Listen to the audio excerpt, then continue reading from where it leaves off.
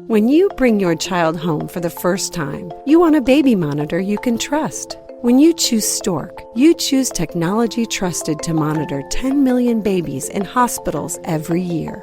Stork continuously tracks your baby's pulse rate, oxygen saturation, and temperature. Visit MassimoStork.com to learn more. Stork, a revolutionary baby monitor, is born. Stork is not a medical device. Read and understand all product labeling. Massimo data on file.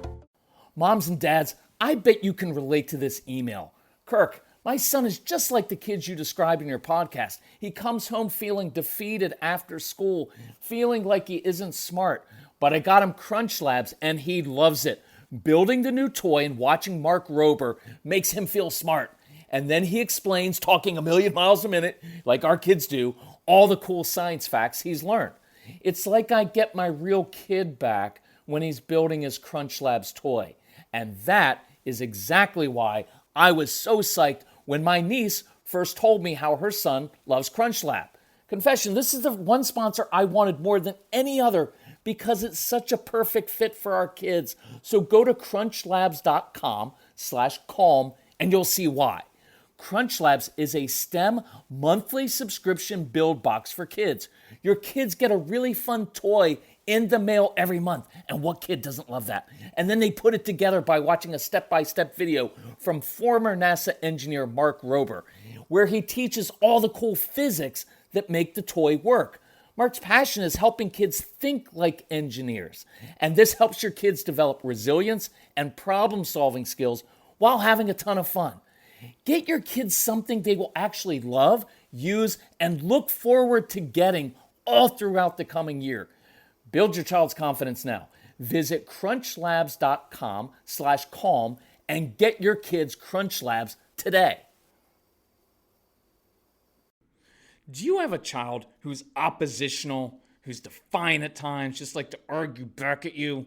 Good, because I have a son like that as well, right? I often used to joke that I inherited my oppositional nature from Casey. I know that's not the way genetics work, but it kind of felt like it.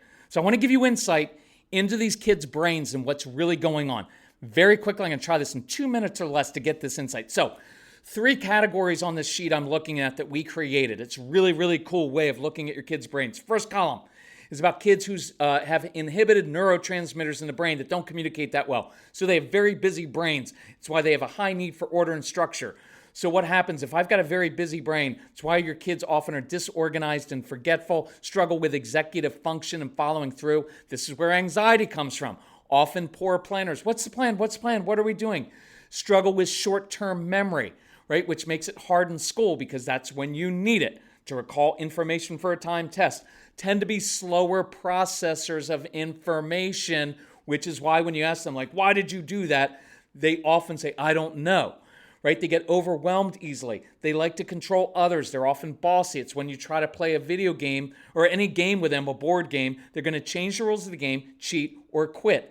And it's why they want to be in control because everything feels like it's out of control for them. It's why they eat the same food, wear the same clothes because they're trying to eliminate unknowns.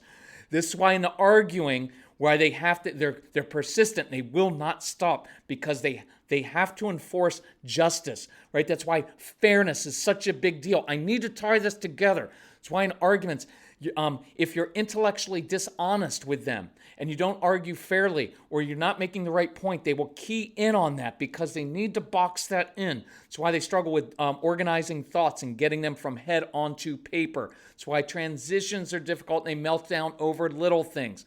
That's all from the need for order and structure. Second column, the need for brain stimulation. Many of your kids don't get enough blood flow, don't get enough dopamine. Their brain is physiologically understimulated. So they fidget, doodle, bounce their legs, tap pencils, move constantly. They struggle with focus and attention when they're not interested in something. But when they are curious about something, then they can hyper-focus. That's why they argue like attorneys, push buttons, and they're oppositional. Come back to that.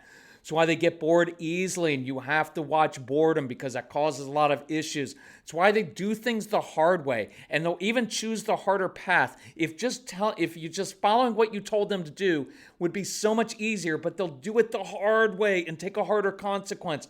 It's why they often chew on things, on their shirt, on their tassels, on their sleeves. They hum, they talk loudly, they're distractible, they zone out, they're impulsive, they procrastinate. Why? Because if I wait till the last minute, then there's pressure and I get an adrenaline rush and it brings blood flow to my brain and helps me concentrate. It's why they work in spurts. It's also why we advise you all the time, do not help your child manage his own time. They have to manage their energy. It's really, really important. And that's why intensity is so important for these kids. Third column is about the need for their sensory needs and sensory pressure, because these kids are often hypersensitive to touch and sound and sight, but hyposensitive, needing pressure all the time. And when they don't get that, they often act out. Because if you don't meet the internal needs, the need for order and structure, the need to stimulate the brain and to get that sensory pressure, your kids feel out of order and it will cause a lot of defiance. So that's what we're going to talk about today, defiance and how to deal with it on the Calm Parenting Podcast. I wanted to give you a lot of insight very, very quickly before I jumped into our quick little introduction, which is, welcome to the Calm Parenting Podcast. This is Kirk Martin, founder of Celebrate Calm. Please share the podcast with other people. You can find us at celebratecalm.com. We have an Instagram page because we're finally in this 21st century, and you can find that. And a lot of people are really, really enjoying that. Casey, my son, is spearheading that.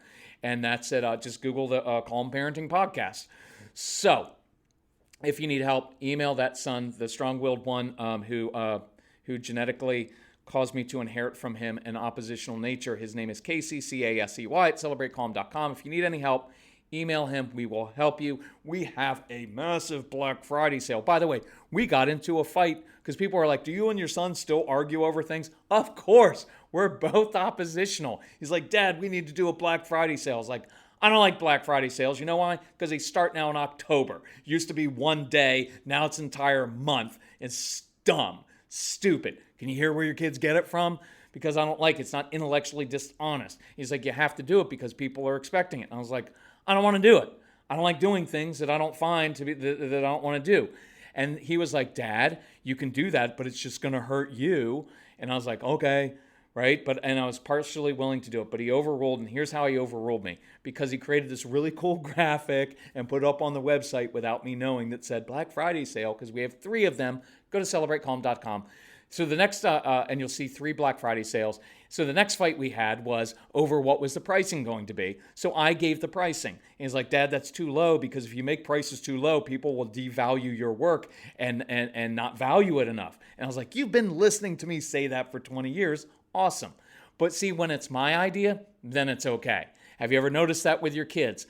They will do things the hard way, take the harder consequence, right? And if it is your idea, they will reject it. And that's why I'm always like, if you want your kids getting things, ask a teacher, a mentor, the Taekwondo teacher, a neighbor, to ask your child to be helpful and help them with a project. They will do it for someone else, just not for you. So here's what I want to get into. Why are kids defiant? What can we do about it? Right? I went through those columns. And I hope that you will internalize that and really study that. If you do get the programs, we go through that in great detail, because any one of those things that we talked about can trigger your child being defiant. Here's one. I get overwhelmed easily. So if I get overwhelmed, guess what happens? I shut down. I'm not doing it. Well, you're just being defiant. No, look, here's the difference. Do I have a defiant child right now? Or do I have an overwhelmed child? Because if you have a defiant child, the only thing you do, you better do that, I'm going to take away X. Well, that's not even the real issue. The real issue is, it's that they're overwhelmed. So if you can help them not be overwhelmed and give them some ownership, now there's no need to fight everything and shut down. Does that make sense? Right? There are probably about 10 strategies we teach to overcome defiance, but I just want to focus on a couple of these. And one of the ones I want to focus on right now is the need for brain stimulation, right? Because they don't get enough blood flow, so that's why they're always so busy in those brains and why they're always looking for the stimulation. One of the reasons our kids roll their eyes and talk back is to get a reaction from us. It's stimulating. So just think about this. If I'm a child of any age, and through a simple movement of 2 eye muscles, I can get an immediate, visceral, emotional reaction from my mother or father, why would I not do that all the time? I'm not saying that rolling your eyes is right. I'm saying that it's rational and it makes perfect sense. It's one of the root causes of sibling fights. Pure boredom, and I want to get a reaction from my sibling. It's not a sibling issue, it is a brain stimulation issue. And your kids know exactly how to push your buttons. And when you react with anger or the predictable lecture, young man, I never spoke to my father that way, you will not speak to me like that, your kids just won because they sparked an emotional reaction. Remember, intensity. They got intensity from you in a negative way without uttering more than a couple grunts. See, here's some more brain stuff. When we continually respond to their provocations, we actually change the physical structure of their brain, and that is scary because we train their brains to continually seek negative rather than positive stimulation. So the brain starts to crave and hunger for it. Why? Because it's easy. All I do is move 2 eye muscles or do, I don't want to do it. And I get an immediate reaction from my parent. Or I look at my brother or sister or say something to them and they get upset. And that perpetuates a really destructive cycle. Does that make sense? And I want to change that. And I'm going to show you some positive ways to do that. 2 different things we're going to focus on. This week as we come into Thanksgiving week, some of us are traveling, some of you are staying home, but I want you to work on these things this week. Sometimes disrespect bursts forth from a child who doesn't have tools to deal with his or her frustration. So they get angry and frustrated and they don't know what to do with it and how to deal with it. Why? Because we haven't given them tools to actually deal with frustration. We just say, go to your room, don't yell, stop that. But we often haven't modeled it really well, right? Because we got to model, how do you deal with frustration in life, right? And so when they're frustrated, they lash out at us. Now, does that make it right? Absolutely not. So 2 things I want to focus on this week. 1, give your kids tools to deal with their frustration. One of the most powerful things you can do, and the dads out there, moms out there, I really want you to focus on this. Give them positive intensity. Spend your time this week finding ways that your kids, when they make good choices, find opportunities to say, that was a really good job. I like how you handled that. Man, that was really impressive. Short, sweet, intense, positive. No long lectures at all. When you're taking your kids, by the way, bonus aside here, if you're going over to family's house or relative's house for Thanksgiving, set your kids up for success. Take your strong-willed child and tell your relatives, man, she is awesome at this. Uncle, grandpa, could you give Johnny a job to do when we come to your house? Because he loves to feel helpful. She loves to feel like a grown-up. And ask your relatives to say, I understand that my child has a lot of energy. I understand that sometimes he misbehaves and acts up a little bit. But when he walks in the door and everybody's negative right away, it just triggers something. So could you create successes, put him in opportunities to win, to do things well, and then give very positive, intense energy to that child? Do that this week. If that's all you did, you'd be ahead, and watch how your child responds, right? It's really, really interesting. So sometimes when Casey was being defined, or all the kids we had at our house, we had about 1,500 kids come through our house, they would pick fights with me, and I could see it in their eyes. And I would look at them sometimes and say, hey, I know what you're looking for. You've got this really cool brain, and it loves to be stimulated, and right now, you're just trying to get a reaction out of me. Look, that's not going to work. 1, I'm not going to react. And 2, by doing that, you tend to just get in trouble and lose all your stuff. But here's what I know about you. You've got this awesome brain, and you love the grown-up world, and you're very, very responsible when I give you big jobs to do, and you've got this big heart. So I bet that if instead of just trying to provoke me and trying to push my buttons, I bet if we put our energy into doing X, Man, that would be really cool. So I would lead them and I give them jobs to do that were more of an adult type job that were actually difficult for them. Sometimes I'd give them a challenge of going through an obstacle course in a certain amount of time. Sometimes I just throw food and put it in the middle of the obstacle course so they had to work for it a little bit because that really helps. Sometimes we'd make something. I encourage you. So the child's coming at you, being kind of defiant and getting attitude. Instead of reacting to the attitude, inside you say, okay, he's looking for brain stimulation. Let me give that. Hey, you know what? I was working something in the garage, in the workshop. Could you come down and help me out because you're really good at hammering the nails, right? Give them something they're good at doing. I don't care if it's helping out cleaning out the chicken coop out back or shoveling mulch, right? It doesn't matter. Another one is this. I just had a phone consultation where we came up with this, where the child loves fishing, but he's being really oppositional at times and defiant. And so it's giving the parents a tool of like, hey, you know what? Listen, I can tell you're upset about something. Listen, I could really use your help. Could you come down and help me? Or could you go down in the garage and go through the fish hooks and the lures? Could you count them for me? Because we were going to do that trip next weekend out to the lake, and I wanted to see what we have there. Write this down. Sometimes counting and measuring things makes a child feel like, see, that's the order and structure part inside of like, oh, okay, so I'm counting things. That's why sometimes cooking with your kids can be helpful, because they have to do things out of a measuring cup and they're putting things together and there's a sense of ownership of creating something. Work on that this week when your child's being defiant. See if you can help them not feel overwhelmed and give them a little bit of order and structure inside, and also give that positive intensity. Try that. The other thing that I want you to work on this week is this: to draw your kids to you instead of pushing them away.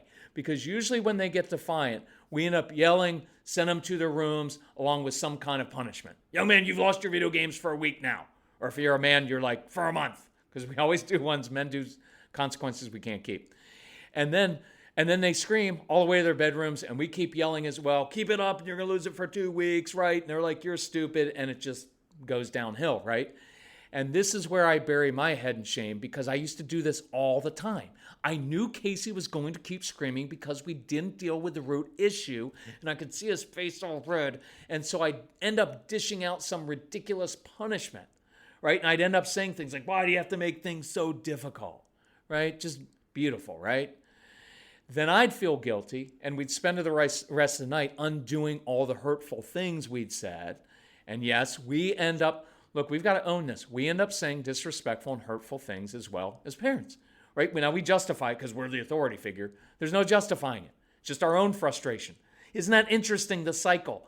Child gets frustrated, lashes out. We get frustrated and we lash out. See, we're basically teaching them the same thing because we haven't learned how to do that.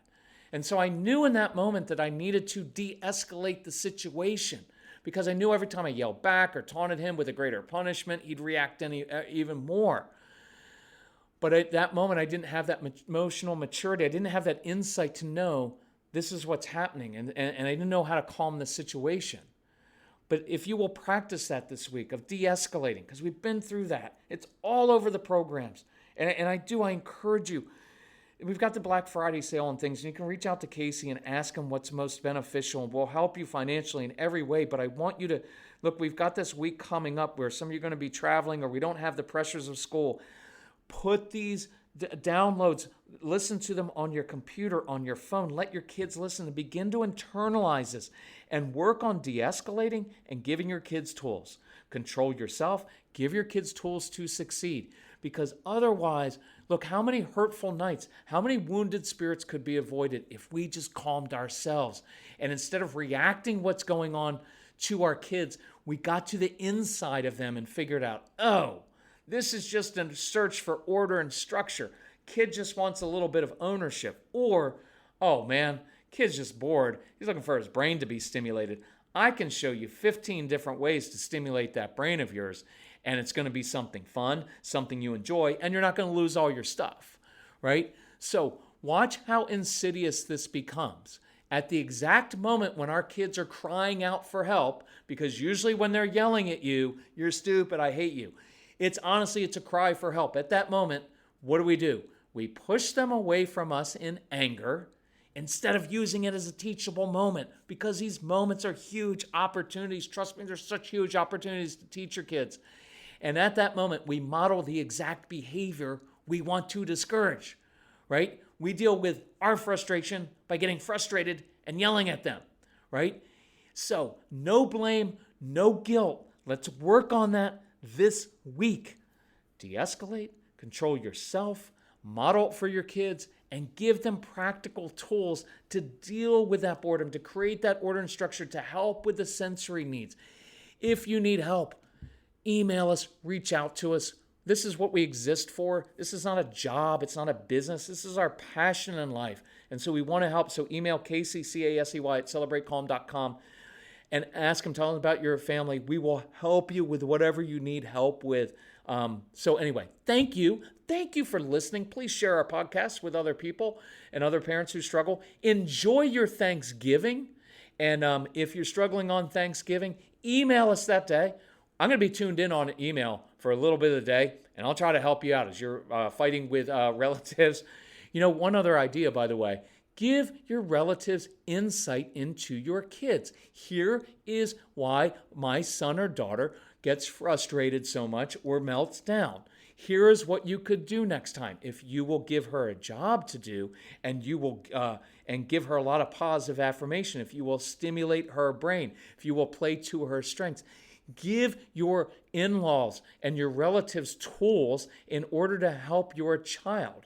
To say, if you will do this, my child's awesome. Give them a hard job to do. Let them help you with something, right? Show them how to do that. Let them listen. Part of the downloads that you get is you get to download them on multiple devices so you can share them with your in-laws and your relatives so they can understand what's happening in your child's brain. It's really cool. Hey, love you all. Happy Thanksgiving. Bye-bye.